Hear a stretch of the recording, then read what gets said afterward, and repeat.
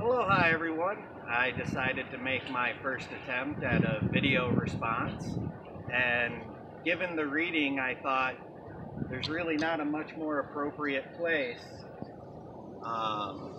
than this short little 10-minute walk from my house, locally known as the Mermaid Ponds or the Tide Pools. This is the worldly wonder that I surround myself in. I decided that for this week I would choose a sentence that most resonated with me, and that is, embracing panentheism, integral ecologies cultivate an appreciation for the sacred power and beauty of the cosmos. When we first moved to Hawaii, this was all new. I had always embraced nature. I've always felt more comfortable in nature than around people. And in thinking about how we move forward, I think it's important for people to reconnect with that nature. And in many instances, it may be easier than it sounds. During one of the classes I took at University of Hilo here, one of the professors said that every day he tries to go stand for 10 minutes barefoot in the grass, just to remind him of that connection that we have with our Mother Earth. I think that's something that's lost on our culture. If we look around the United States, we see that the vast majority of our populace is located in the concrete jungles, in all the cities.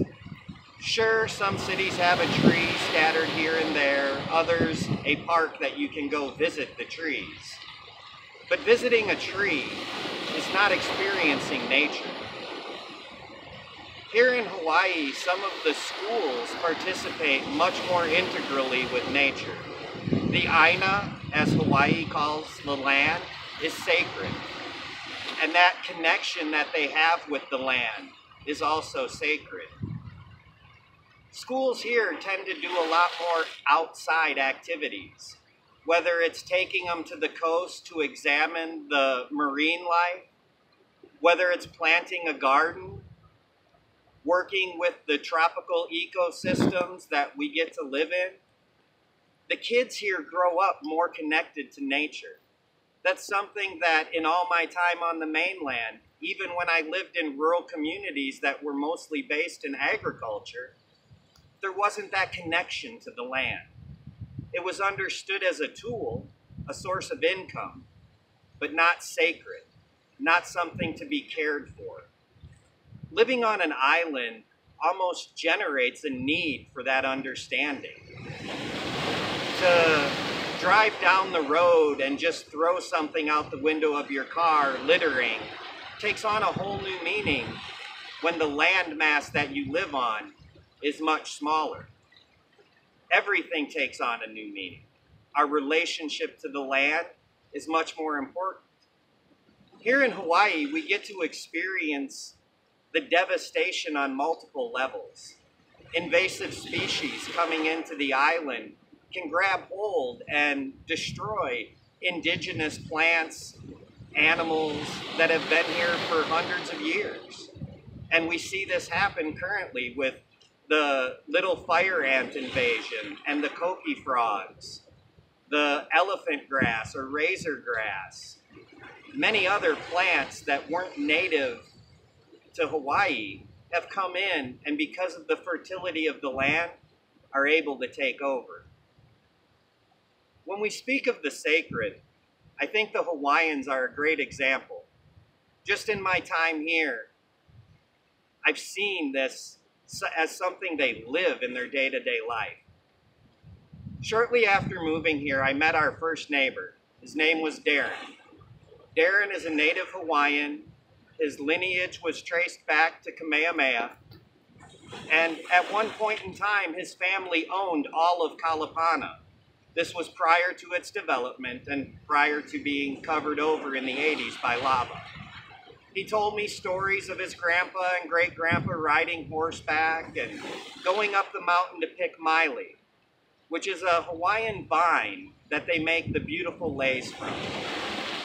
I was given the opportunity to work with Darren, to hike up the mountain, to pick the miley, and to make billets by hand. This was a spiritual experience. Every Saturday, we'd wake up at 6 o'clock and we'd start about a 3 to 5 mile hike up the side of Kilauea into the areas that still had some forest standing.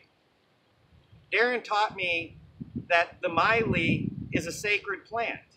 It's where they get their income. It's where they share their beauty.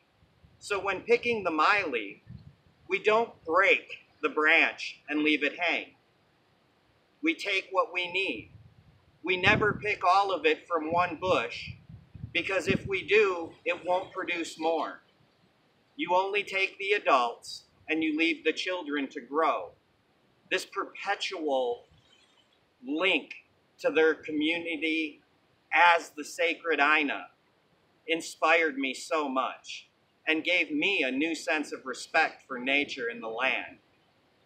We see this amongst the Hawaiians also in the TMT controversy and the building of the 30-meter telescope on top of Mauna Kea. The principal argument from the Hawaiian perspective is they worry about the pollution, the degradation, and the ruining of their sacred land, the sacred mountaintop. Some Hawaiians do see this as something they'd like to see move forward, because Hawaiians were traditionally gazers of the stars. The Polynesian cultures were able to sail across the ocean using nothing but the stars to navigate them. This is a journey that's still replicated in the Hokulea's journey around the world recently, even its time in New York, and now it's back here in Hawaii, getting ready for its next adventure. And all the sailing was done the old way, by the stars. No modern navigation equipment, no motors, just the wind, the sails, nature taking them on their course.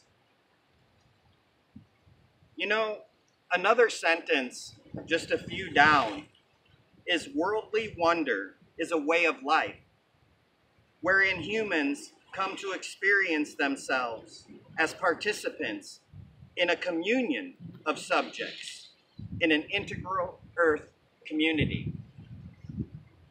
That too is something we see here, and every morning when I wake up and I walk out on my lanai, I remind myself of how blessed I am to be in such a beautiful place.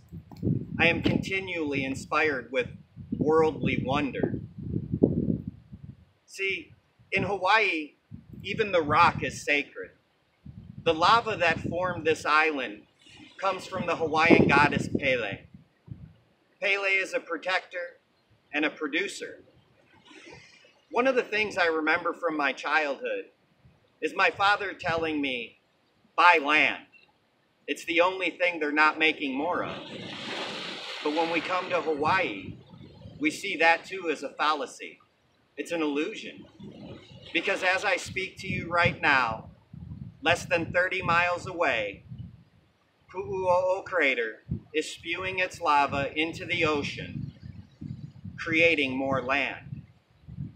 This connection between the lava and the ocean is also something that is seen as a sacred event here in Hawaii.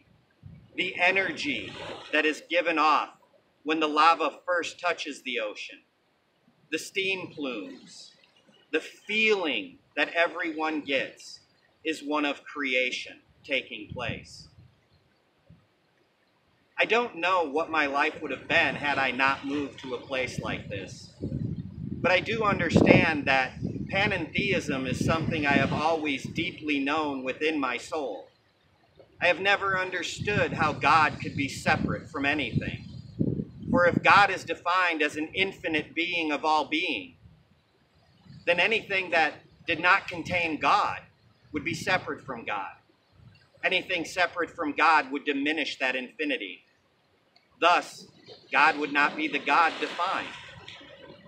So I've always understood this panentheistic view of reality, that in every leaf, in every branch, in every stone, we find God, the presence of the divine. The divine and mundane is no more of a reality than the subject-object illusion. It's just the way we've been grown, the way we've been taught to view the world, the way we've come to see it. I truly feel that if people would take more time to go to the forest, not the park, to commune with nature, not to find nature within a city wall, but to really get out here and to spend a few minutes feeling the energy that the waves slapping on the shore creates, to feel the warmth of the sun shining on your face,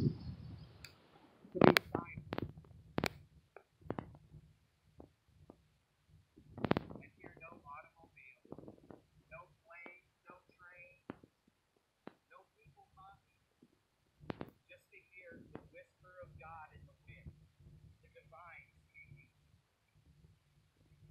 through the trees, through the breeze, and through the waves.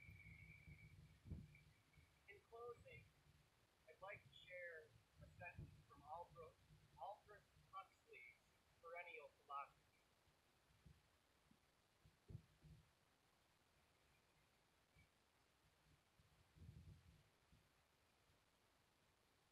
That art thou, behold but one in all things, God within and God without. There is a way to reality in and through the soul, and there is a way to reality in and through the world. Whether the ultimate goal can be reached by following either of these ways, to the exclusion of the other, is to be doubted. That's really something that I think of often. Is can we separate the two? Is it right that we believe in an inner and an outer being instead of the unity